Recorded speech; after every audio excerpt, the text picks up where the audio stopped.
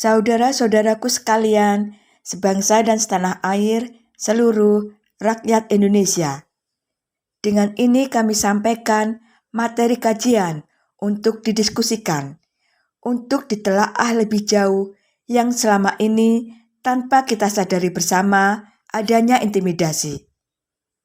Pelecehan yang sangat merendahkan harkat dan martabat kaum ibu.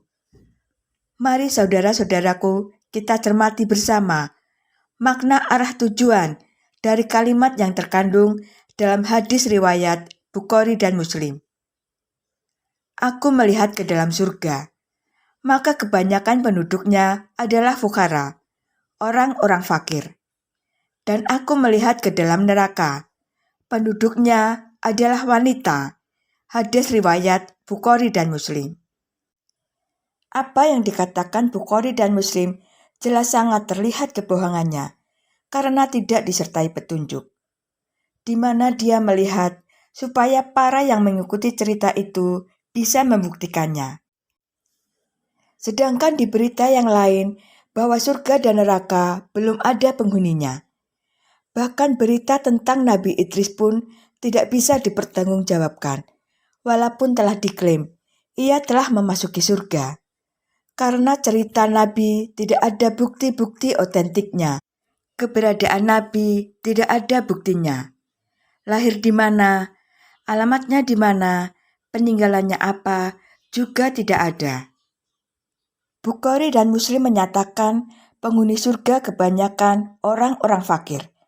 Kata-kata itu sesungguhnya politik, supaya orang siap untuk dimiskinkan dengan memberikan harta bendanya untuk tujuan surga, sehingga tidak ingat anak cucunya supaya menjadi orang fakir. Kemudian agama membuat berbagai pungutan yang dijadikan sebagai amal menuju surga. Itu adalah kebohongan, karena surga dan neraka dasarnya benar dan salah dalam melakukan perbuatannya. Dengan pengetahuan Arab, tentunya akan salah besar apabila membicarakan surga dan neraka, karena itu pengetahuan Jawa. Jadi tidak bisa dibicarakan, ditempelkan dengan pengetahuan Arab. Apalagi bicara tentang penghuni neraka, yang penduduknya adalah wanita. Sangat jelas bahwa Bukhari dan Muslim terlihat bukan manusia yang berbudi, karena semua manusia, baik laki-laki maupun perempuan, kunci hidupnya ada pada orang tua, dan dominan di perempuan sebagai pemilik sel telur yang mengandung, menyusui, dan membesarkan. Sedangkan laki-laki hanya sperma, kenikmatan yang dikejar laki-laki dari perempuan, ingin punya anak melalui perempuan. Apakah Bukhari maupun Muslim lahir dari batu, sehingga tidak membutuhkan perempuan? Sehingga tidak menghargai perempuan. Sama dengan para ulama, berbicara tentang bidadari atau widadari. Itu semua ngarang dan ngawur, karena tidak paham widadari itu apa, kriterianya seperti apa.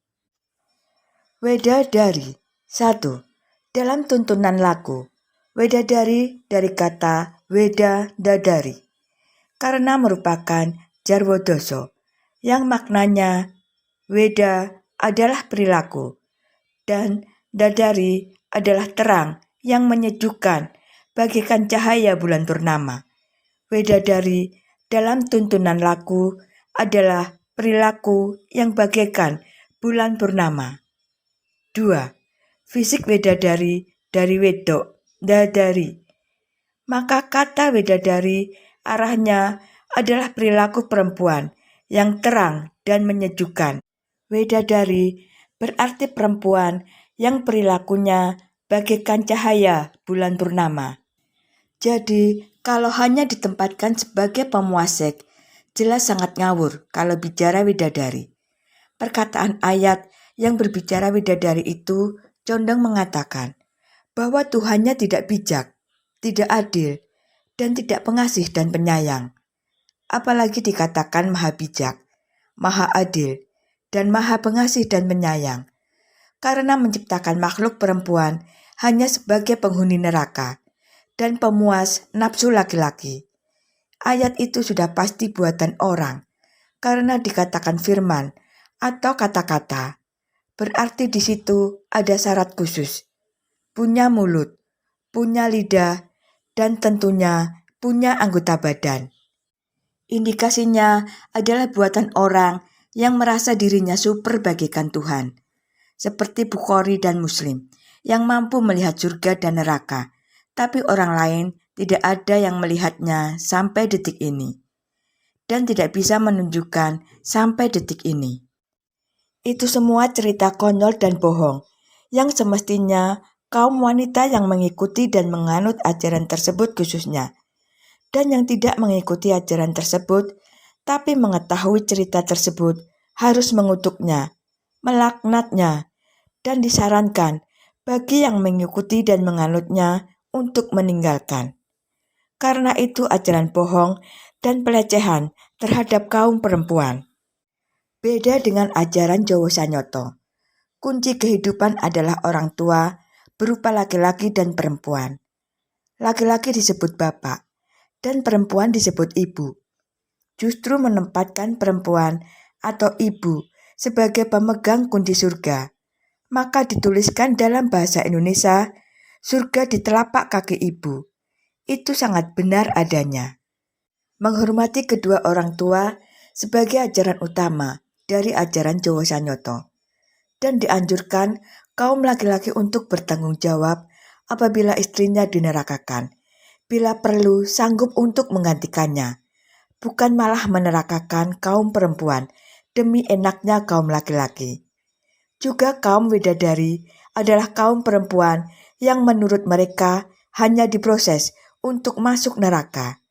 Apa yang bisa dinikmati kaum laki-laki yang sok suci? Perempuan beneran apa gambar perempuan? Atau gambaran perempuan yang selalu cantik, yang nafsunya tidak habis-habis? Itu gambaran orang mabuk, sehingga meninggalkan istri yang diajak berjuang dalam kehidupan. Sehingga kaum perempuan harus rela suaminya menikahi banyak perempuan. Lihat aturan syariat Islam yang diumumkan pemerintahan Aceh. Yang diuntungkan hanya laki-laki, itu pun hanya laki-laki yang terpandang dan punya jabatan. Apakah yang seperti itu yang diinginkan kaum perempuan? Apakah ajaran seperti itu sebagai ajaran istimewa dan suci? Jujurlah wahai kaum perempuan. Apakah kalian rela dengan aturan-aturan yang melecehkan dan merendahkan kaum perempuan? Bicaralah saudara-saudaraku dengan kejujuran, keberanian, dan ketahuilah bahwa semua yang ditulis adalah buatan manusia, hasil karya manusia. Janganlah takut dengan Tuhan dari hasil karya tulis. Hormatilah Tuhan yang sebenar-benarnya, serta tunduklah pada hukum alam, dan hargai hukum positif, hukum negara, bukan hukum halusinasi. Ingatlah saudara-saudaraku kaum laki-laki, ibumu adalah kaum perempuan, istrimu adalah kaum perempuan, dan anak-anakmu mungkin ada yang perempuan. Jangan kau lecehkan dan rendahkan kaum perempuan. Justru harus kamu lindungi dengan pengetahuanmu dan tindakanmu. Jika kamu melecehkan kaum perempuan, berarti kamu melecehkan ibumu, istrimu, dan anak perempuanmu. Tidak menghargai jasa perempuan adalah manusia durhaka. Untuk saudara-saudaraku kaum perempuan, khususnya di Indonesia, ayolah bersatu. Teriakan penolakan ajaran itu dan suarakan penolakan itu secara pribadi masing-masing. Disarankan untuk murtad dari ajaran tersebut. Jangan takut, merdeka akan dilanjutkan pada fase berikutnya dengan detail. Lembaga Kedaulatan Rakyat Indonesia, Pergerakan Rakyat menuju alam kemerdekaan.